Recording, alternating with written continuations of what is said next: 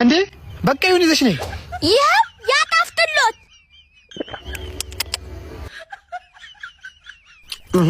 አስተናጋጅ።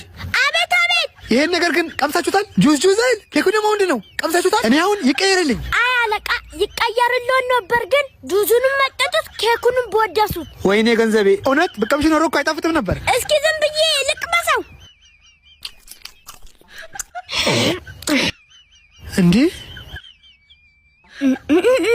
ይሄ ነገር እስኪ ጁሱም እንደዚህ ነው።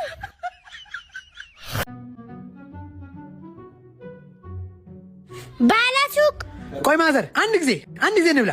እሺ ብሉ። ወይ ማዘር ሞት ይርሳኝ እንብላ። ወጣ በሉ ወደዚህ። አንዴ እንኳን እምቢ አይሉም እንዴ? የፈጣሪ አለ። እኚህማ ሕፃን ልጅ ራሱ ይውጣሉ። ብሉ እንጂ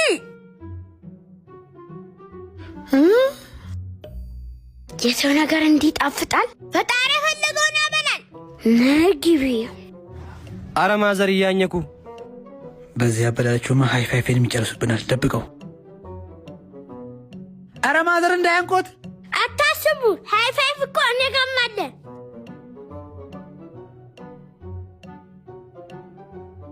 እሺ ማዘር ምንድን ነበር የፈለጉት? ልስጦት? የፈለግኩትማ እንጀራ ነበረ። አሁን በላው።